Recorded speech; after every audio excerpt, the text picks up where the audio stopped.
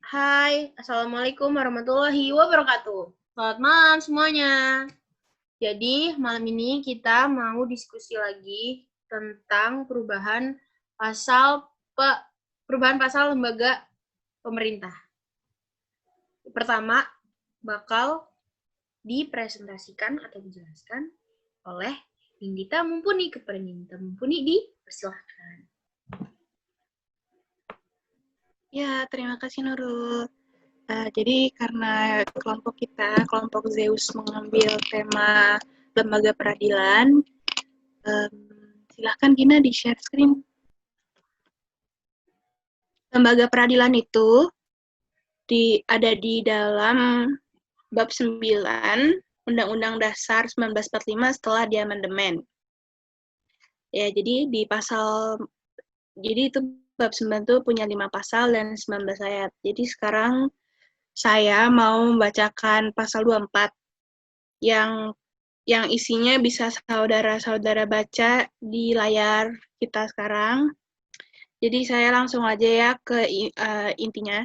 Pasal 24 itu merupakan landasan bagi kekuasaan kehakiman Indonesia yang merdeka dan mandiri. Apa sih artinya merdeka gitu? Merdeka dalam arti bahwa Mahkamah Agung dan Mahkamah Konstitusi sebagai pelaku kekuasaan kehakiman sebagaimana dinyatakan dalam pasal 24 ayat 2 dalam menjalankan fungsinya terlepas dari pengaruh pemegang kekuasaan yang lain dan mandiri dalam arti berkuasa untuk mengatur urusan rumah tangganya sendiri. Nah, hal ini merupakan konsekuensi dari pemisahan kekuasaan negara yang tertuang dalam Undang-Undang Dasar 1945. Hanya MA dan Badan Peradilan di bawahnya serta MK merupakan penyelenggara kekuasaan kehakiman, sedangkan KY atau Komisi Yudisial tidak memiliki kewenangan tersebut, sehingga badan ini sering disebut sebagai lembaga ekstrayudisial. Sekian dari saya, terima kasih. Terima kasih, Indi. Selanjutnya akan dijelaskan oleh Pepe Prameswari. Kepada Pepe Prameswari dipersilakan. Terima kasih. Iya. Selanjutnya adalah Komisi Yudisial. Maksud dasar dari Komisi Yudisial adalah menjadi semangat pembentukan Komisi Yudisial disandarkan pada keprihatinan mendalam mengenai kondisi wajah peradilan yang muram dan keadilan di Indonesia yang tak kunjung tegak. Pada Undang-Undang 1945 pasal 24B merumuskan kewenangan Komisi Yudisial sebagai berikut. 1. Komisi Yudisial bersifat mandiri yang berwenang mengusulkan pengangkatan Hakim Agung dan mempunyai wewenang lain dalam rangka menjaga dan menegakkan kehormatan, keluhuran martabat, serta perilaku hukum. Yang kedua, anggota Komisi Yudisial harus memiliki pengetahuan dan pengalaman di bidang hukum, serta memiliki integritas dan kepribadian yang tidak tercela. Yang ketiga, anggota Komisi Yudisial diangkat dan diberhentikan oleh Presiden dengan persetujuan DPR. Yang keempat adalah susunan kedudukan dan keanggotaan Komisi Yudisial diatur dengan undang-undang. Guys, aku ada tambahan untuk Komisi Yudisial. Ya, silakan Gina. Bentar ya. Tadi ini aku jelasin tentang yang aku share ke grup linknya. Di sini tuh aku banyak banget tentang perubahan tentang konstitusi dan reformasi di bidang kekuasaan kehakiman. Karena jadi ini di sini tuh ada yang menyangkut tentang Komisi Yudisial. Kayak misalnya ini ya, bentar. Nah ini.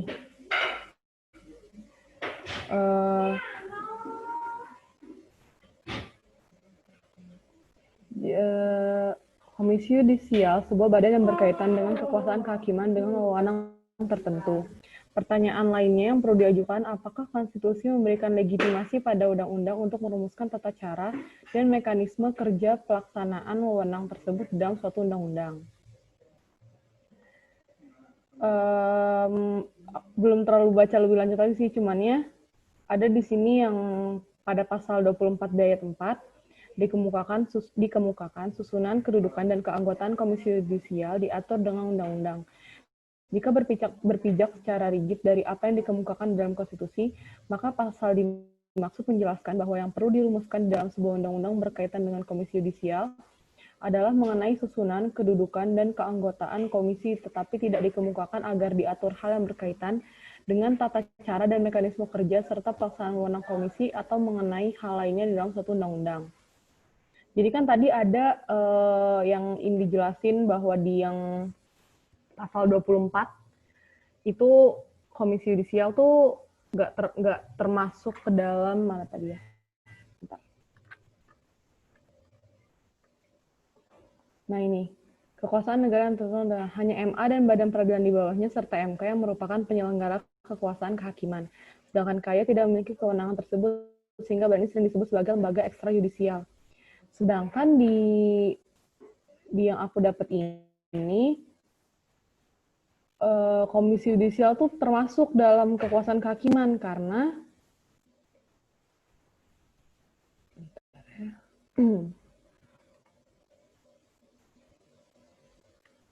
karena di sini tuh pokoknya intinya ini dia.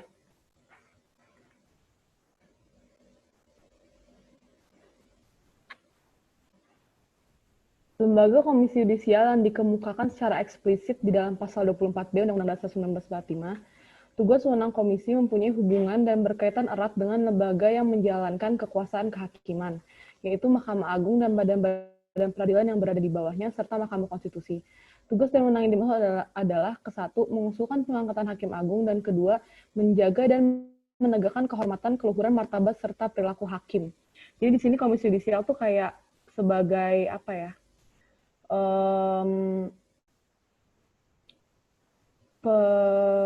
Pengatur dari kekuasaan kehakiman itu sendiri. Jadi yang mengatur tentang Mahkamah Agung dan hakim Mahkamah Agung dan Mahkamah Konstitusi itu Komisi Yudisial bisa ikut andil gitu, ikut serta dalam pemilihannya yang ini seperti kayak mengusulkan pengangkatan hakim agung, terus menjaga dan menegakkan kehormatan, keluhuran, martabat serta perilaku hakim. Nah, itu aja sih guys. Terima kasih. Terima kasih, Gina. Selanjutnya. Bentar. Kayak itu mengawasi, maksudnya. Jadi sebagai pengawas kekuasaan kehakiman itu sendiri. Kayak polisinya gitu, polisi untuk MA dan MK. Terima kasih. Oke. Udah, Gina? Ada lagi kah ya kalian mau nambahin? Atau mau memperbaiki atau gimana? Mau memberi sanggahan? Aduh. Kalau misalkan nggak ada, kita lanjut ke Amanda Ismi. Kepada Amanda Ismi, dipersilahkan. Di sini pengen menjelasin tentang belum di-share screen, maaf lupa. Di sini tuh mau jelasin tentang kedudukan dan kewenangan lembaga yudisial sebelum amandemen. Yang pertama tuh ada Mahkamah Agung. Kekuasaan kehakiman menurut Undang-Undang sebelum amandemen itu dilakukan oleh Mahkamah Agung dan yang lain-lain badan kehakiman. Itu ada di pasal 24 ayat 1. Kekuasaan kehakiman hanya terdiri atas badan-badan pengadilan yang berpuncak pada Mahkamah Agung. Lembaga ini dalam tugasnya diakui bersifat mandiri, dalam artian tidak boleh intervensi atau dipengaruhi oleh cabang-cabang kekuasaan lainnya, terutama eksekutif. Wewenangnya tuh salah satunya itu berwenang dalam kekuasaan kehakiman secara utuh, karena lembaga ini merupakan lembaga keadilan satu-satunya di Indonesia pada saat itu. Yang kedua itu ada Dewan Pertimbangan Agung atau DPA. Wewenangnya itu berkewajiban memberi jawaban atas pertanyaan presiden dan berhak memajukan usul kepada pemerintah. Nah, kedudukan dan kewenangan lembaga yudisial, halo guys, bisa. Kewenangan lembaga yudisial setelah amandemen, itu yang pertama ada Mahkamah Agung. Mahkamah Agung sendiri itu dalam menjalankan fungsinya sebagai pengawal konstitusi, Mahkamah Agung memiliki kewajiban. Di antaranya itu menguji konstitusionalitas undang-undang, yang kedua memutuskan sengketa kewenangan konstitusional antara lembaga negara, yang ketiga memutuskan perselisihan mengenai hasil pemilu, Yang keempat, memutuskan pembubaran partai. Yang kelima, memutuskan pendapat DPR yang berisi tuduhan. Terus dalam Konstitusi 1945, pengaturan mengenai Mahkamah Konstitusi diatur dalam pasal 24C yang terdiri dari 6 ayat yang didahului dengan pengaturan mengenai Konstitusi 1945, pengaturan mengenai Mahkamah Agung diatur dalam pasal 24C yang terdiri dari 6 ayat yang didahului dengan pengaturan mengenai konstitusi yudisial pada pasal 24B. Semua pengaturan mengenai KY ini hanya dimaksudkan terkait dengan keberadaan Mahkamah Agung, tetapi tidak dengan keberadaan Mahkamah Konstitusi. Jika dibandingkan dengan sesama lembaga tinggi lainnya, kedudukan Mahkamah Konstitusi itu memiliki posisi yang unik. DPR yang membentuk undang-undang, tetapi MK yang membatalkan jika bertentangan dengan undang-undang. MA mengadili semua ketentuan hukum yang berada di bawah undang-undang. Jika DPR ingin mengajukan tuntutan pemberhentian terhadap presiden dan mantan dalam masa jabatannya, maka sebelum diajukan ke MPR itu untuk diambil keputusan, maka tuntutan tersebut harus diajukan dulu kepada MK untuk mendapat pembuktian secara hukum. Semua lembaga negara yang saling berselisih atau bersengketa dalam melaksanakan kewenangan konstitusionalnya, maka yang memutus final dan mengikat atas persengketaan adalah Mahkamah Konstitusi. Nah, yang kedua itu ada Mahkamah Agung. Ketentuan mengenai Mahkamah Agung, Mahkamah Konstitusi, dan Komisi Yudisial diatur dalam Undang-Undang 1945 Pasal 9 tentang kekuasaan kehakiman. Ketentuan umum diatur dalam pasal 24 dan ketentuan khusus mengenai Mahkamah Agung dalam pasal 24A yang terdiri atas 5 ayat. Mahkamah Agung sendiri itu adalah puncak dari kekuasaan kehakiman dalam lingkungan peradilan umum, peradilan agama, peradilan tata usaha, dan peradilan militer. Mahkamah ini pada pokoknya merupakan pengawal undang-undang.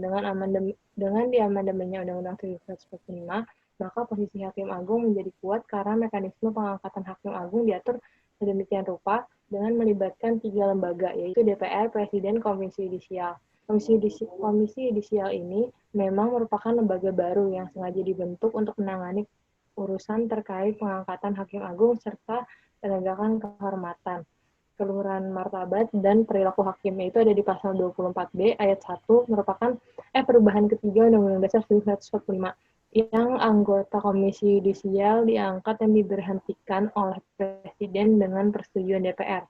Itu ada di pasal 24B ayat 3, perubahan ketiga Undang-Undang Dasar 1945. Yang ketiga itu DPA. DPA itu dalam perubahan amandemen 1945, keberadaan DPA itu dihapuskan. Jadi kesimpulannya, Mahkamah Agung itu lembaga negara yang melakukan kekuasaan kehakiman, yaitu kekuasaan yang menyelenggarakan peradilan untuk menegakkan hukum dan keadilan.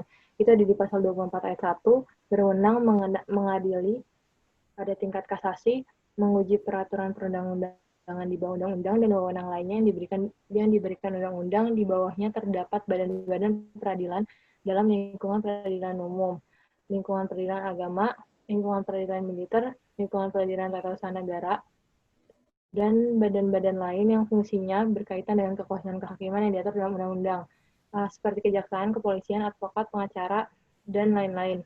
Kalau Mahkamah Konstitusi itu intinya keberadaan yang dimaksudkan sebagai penjaga kemurnian konstitusi atau the guardian of the constitution, merupakan mempunyai kewenangan menguji undang-undang terhadap undang-undang dasar, memutuskan sengketa kewenangan antara lembaga negara, memutuskan pembubaran partai politik, memutus sengketa hasil pemilu, dan memberikan putusan atas pendapat DPR mengenai dugaan pelanggaran oleh presiden atau wakil presiden menurut undang-undang. Hakim konstitusi itu sendiri terdiri dari 9 orang yang diajukan masing-masing oleh Mahkamah Agung, DPR, dan pemerintah yang ditetapkan oleh presiden, sehingga mencerminkan perwakilan dari 3 cabang kekuasaan di negara, yaitu yudikatif, legislatif, dan eksekutif. Sekian. Ada yang mau nambahin atau mau lanjut?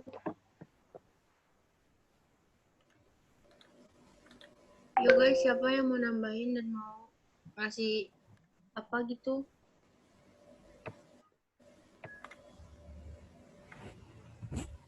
Yo guys. Terus makasih BTW Manda atas penjelasannya. Lanjut ke gua. Lanjut ke aku mau ngejelasin tentang Mahkamah Agung. Jadi, aku dapat bahan untuk penjelasan malam ini tuh dari web dpr.go.id. Sebenarnya tuh kayak masih bingung aja gitu mau bikin apa, cuman semoga ini bisa menjelaskannya. Jadi, Mahkamah Agung itu awal-awal itu punya Undang-Undang Nomor 14 Tahun 1985, terus dia diubah jadi Undang-Undang Republik Indonesia Nomor 3 Tahun 2009. Terus di sini kan dijelasin lagi bahwa Undang-Undang Nomor 14 Tahun 1985 tentang Mahkamah Agung sebagaimana telah diubah dengan Undang-Undang Nomor 5 Tahun 2004 sudah tidak sesuai lagi dengan perkembangan kebutuhan hukum masyarakat dan ketatanegaraan menurut Undang-Undang Dasar Negara Republik Indonesia tahun 1945. Terus di sini ada beberapa pasal yang diganti dan diubah dan juga ditambah. Kayak contohnya ada di pasal 6 dan 7. Di antara pasal 6 dan 7 ada disisipkan dua buah pasal, yaitu pasal 6A, ini kalian bisa baca sendiri depan, pasal 6A yang ini, dan juga pasal 6B yang tadinya di undang-undang sebelumnya itu belum ada. Terus, di pasal 7 itu ada yang diubah, jadi kayak gini kalian bisa lihat untuk dapat dianggap jadi apa. Pokoknya ini tentang hakim agung, gimana cara pengangkatan hakim agung, dan segala macam. Di sini ada penjelasannya kalian tuh, kayak hakim tuh harus kayak gimana, hakim karir dan karir, ini semua lengkap, ada ketentuannya, terus ada itunya dan bla-bla-bla. Terus yang ketiga ini, yang selanjutnya ada si ketentuan pasal 8 yang diubah juga. Pasal 8 ini diubah. Kita bisa lihat jadi ada 6 ayat, 7 malah. Jadi kayak ada 7 ayat ngejelasin tentang ketua dan wakil ketua dari Mahkamah Agung. Hakimnya juga yang ditunjuk dan disahkan oleh presiden. Terus ada pasal 9. Pasal 9 juga diubah. Ini tuh tentang sumpah jabatan dari nggak tahu sumpah jabatan atau surat jabatan, kan sumpah jabatannya dari hakim. Jadi gimana nanti sumpahnya, nanti gimana cara sahnya jadi hakim di sini dijelasin. Tuh sumpah hakim agung dan ketua Mahkamah Agung bla di sini semua. Terus kita ini udah berapa aja. Terus mana aku kehilangan maaf ini. Ada lagi pasal 11 diubah dengan bunyi sebagai berikut. Ini tuh adalah kalau misalkan ada ketua muda Mahkamah Agung dan hakim agung diberhentikan dengan hormat jabatannya oleh presiden. Ini tuh ada beberapa alasannya kenapa. Kayak tinggal dunia, usianya udah 70 tahun, atas permintaan sendiri atau secara tertulis, bisa sakit atau misalkan dia udah nggak cakep lagi untuk menjalankan tugasnya. Terus ada juga nih, ini tuh pasal 11 dan pasal 12, yaitu disisipkan satu pasal, ini pasal 11A, yang intinya itu sama, kurang lebih sama. Kayak ini yang ayat pertama itu tentang pemberhentian jabatan dengan hormat hakim agung. Terus ini ada kayak usul pemberhentian bagaimana dimaksud pada ayat 1. Ini usul pemberhentian dengan alasan bagaimana dimaksud pada ayat 1 huruf B. Ini juga usul pemberhentian pada ayat 1 huruf C, huruf D, dan huruf E, dan bla bla bla. Ini juga ada yang ini, ayat 6, ayat 7, ayat 8, kalian masih banyak. Ini tentang si hakim, ketua, atau si hakim atau ketua Mahkamah Agung. Terus ada ketentuan pasal 12 diubah. Ketentuan pasal 12 ini tuh diubah. Jadinya ada 2 ayat. Dalam ketua, wakil ketua muda Mahkamah Agung yang diberhentikan dengan hormat dari jabatannya sebagai ketua, wakil ketua dan ketua muda Mahkamah Agung karena alasan sebagaimana maksud dalam pasal 11 huruf C tidak dengan sendirinya berhenti dari jabatan sebagai agung. Dalam hal hakim agung yang diberhentikan tidak dengan hormat sebagaimana dimaksud pada pasal 11A menduduki jabatan sebagai ketua, wakil ketua atau ketua muda Mahkamah Agung yang sendirinya berhenti dari jabatan sebagai ketua, wakil ketua dan ketua Mahkamah Agung. Terus ada yang ke-8, ketentuan pasal 13 yang diubah. Jadi hakim agung sebelum diberhentikan tidak dengan hormat sebagaimana dimaksud pasal 11A dan pasal 12A 12 ayat 2 dapat diberhentikan sementara dari jabatannya oleh presiden atau putusan Mahkamah Agung. Terus terakhir dari aku ada yang ketentuan pasal 20 yang diubah. Jadi yang intinya tuh pengangkatan panitera Mahkamah Agung dan calon-calonnya, syarat dari calon-calonnya kayak gimana. Terus ini juga nih syarat-syarat yang kedua di ayat 2. Terus kayak ini dia syarat-syaratnya nih. Terus selanjutnya yang pasal yang dari sini sampai bawah akan dijelaskan oleh teman saya yaitu Najma Farhana. Oke, terima kasih Nurul. Selanjutnya saya akan membahas ketentuan pasal 31A diubah sehingga berbunyi sebagai berikut. Ayat 1, permohonan pengujian peraturan perundang-undangan di bawah undang-undang terhadap undang-undang diajukan langsung oleh pemohon atau kuasanya pada Mahkamah Agung dan dibuat secara tertulis dalam bahasa Indonesia. Terus ayat 2-nya, permohonan sebagaimana dimaksud pada ayat 1 hanya dapat dilakukan oleh pihak yang menganggap haknya dirugikan oleh berlakunya peraturan perundang-undangan di bawah undang-undang, yaitu yang pertama perorangan warga negara Indonesia, yang kedua kesatuan masyarakat hukum adat sepanjang masih hidup dan sesuai dengan perkembangan masyarakat, yang ketiga badan hukum publik atau badan hukum privat.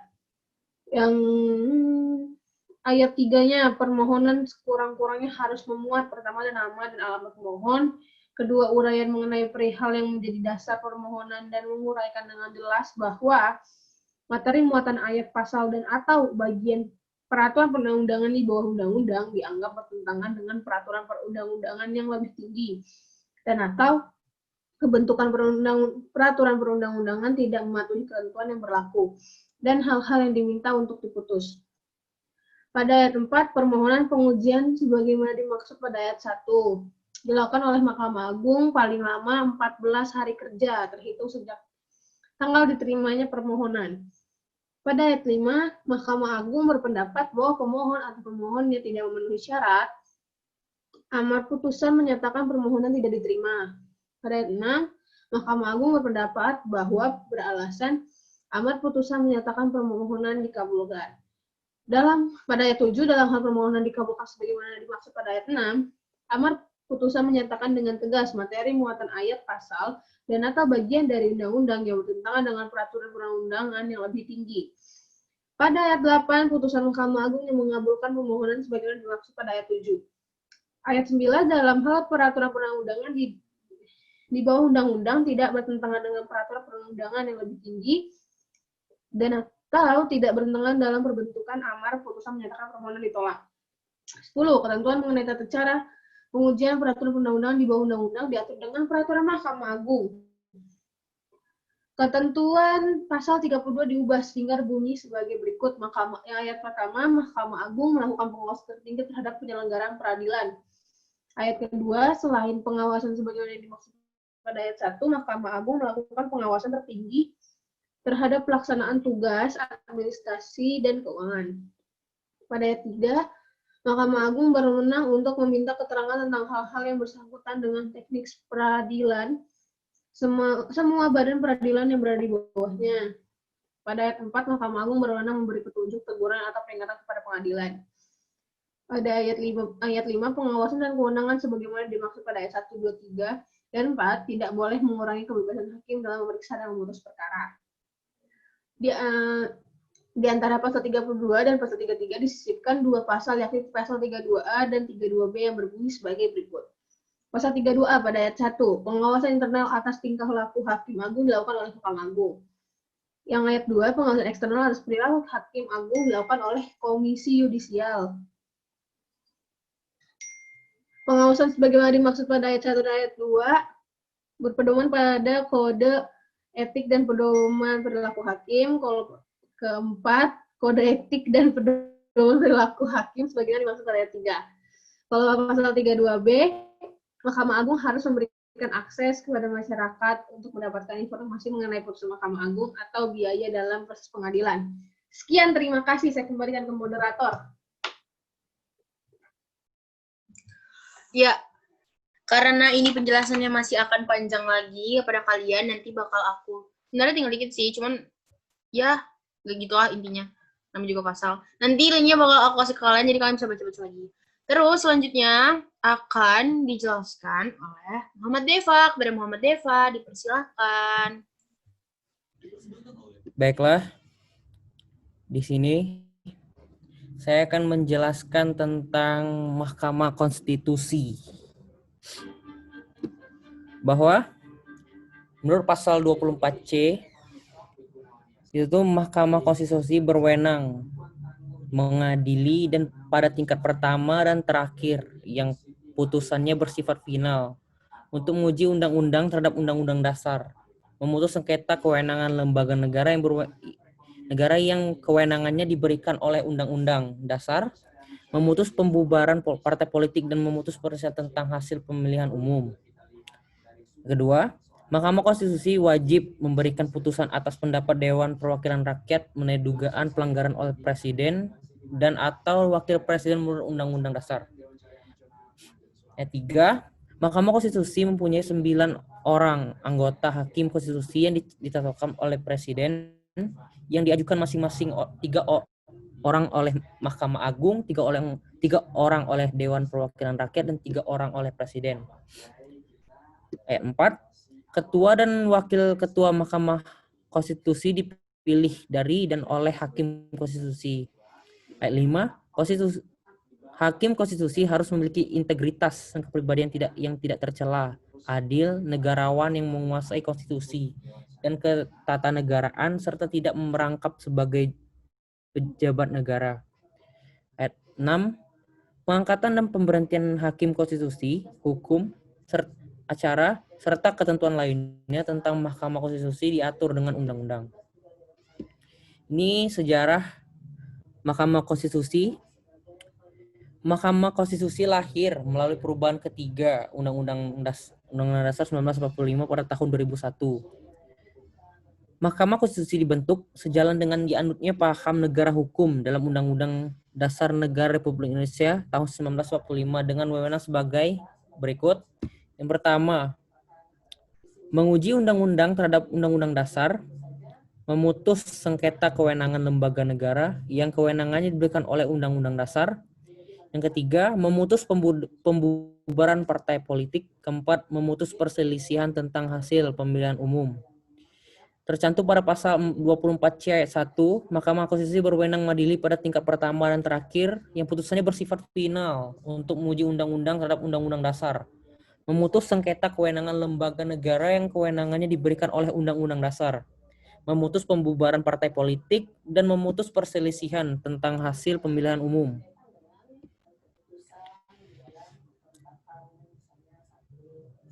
Terus, dalam suatu negara yang menerapkan supremasi hukum atau bisa dibilang negara hukum, artinya tidak boleh ada undang-undang atau peraturan perundang-undangan lainnya yang bertentangan dengan Undang-Undang Dasar sebagai konstitusi tertinggi Negara Kesatuan Republik Indonesia.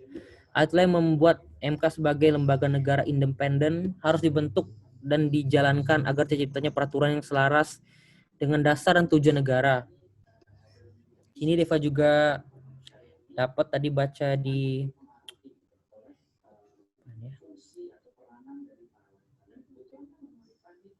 website ini bahwa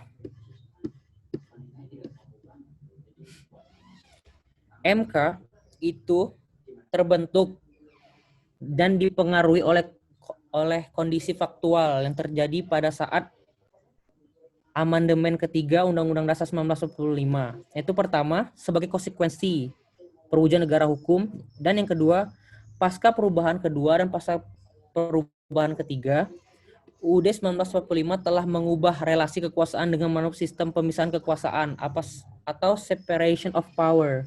Itu berdasarkan prinsip checks and balances. Itu pasca perubahan kedua dan perubahan ketiga Undang-Undang Dasar 1945. Terus baik lagi.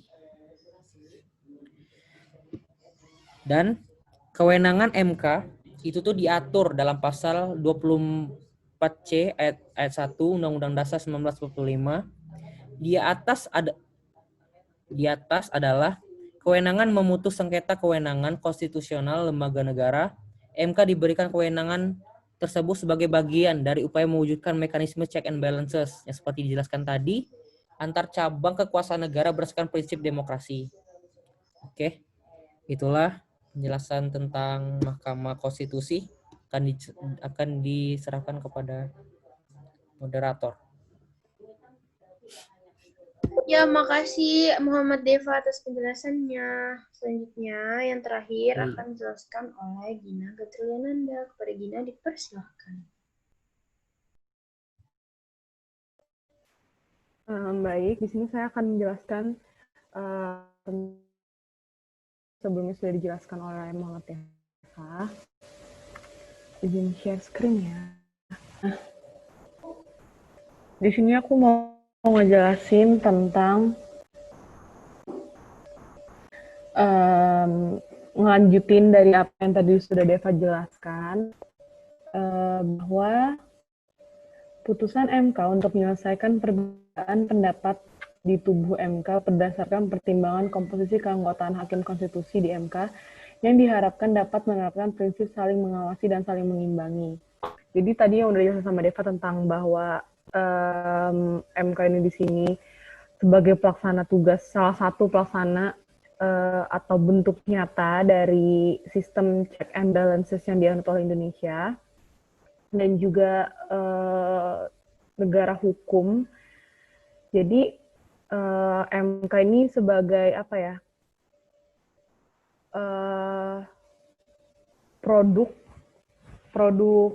Produk dari undang-undang itu sendiri. Jadi karena sudah dijelaskan dalam pasal 2 Undang-Undang Dasar 1945 bahwa Indonesia adalah negara hukum, jadi mau nggak mau harus ada satu lembaga independen, lembaga yang merdeka khusus mengatur tentang bagaimana hukum itu atau aturan-aturan itu berjalan dengan baik.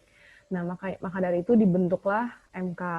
Dan pada amandemen ke-3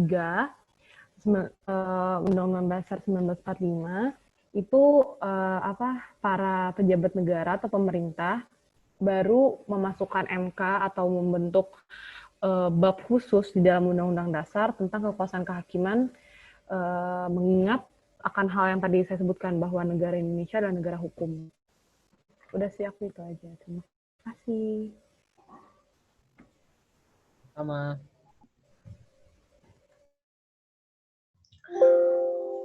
Karena kita sudah di penghujung dari apa ini namanya diskusi kita, kira-kira teman-teman ada yang mau nambahin? Bertanya atau Mau nanya aku. Oke, boleh. PB mau nanya.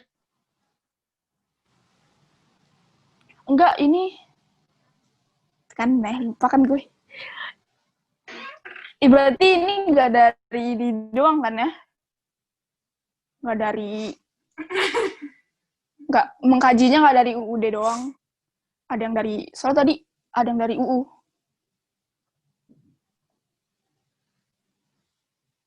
Oke, udah gitu dong. Ada lagi kepada teman-temanku sekalian yang mau menambahkan, memberi sanggahan, atau memberi apapun itu pertanyaan? Nggak ada? Oke, jadi itu dia sekian dari presentasi kelompok Zeus tentang perubahan peraturan lembaga kehakiman, lembaga peradilan. Kepada teman-teman semua, terima kasih. Sampai bertemu di diskusi yang lain. Wassalamualaikum warahmatullahi wabarakatuh. Dadah. Terima kasih.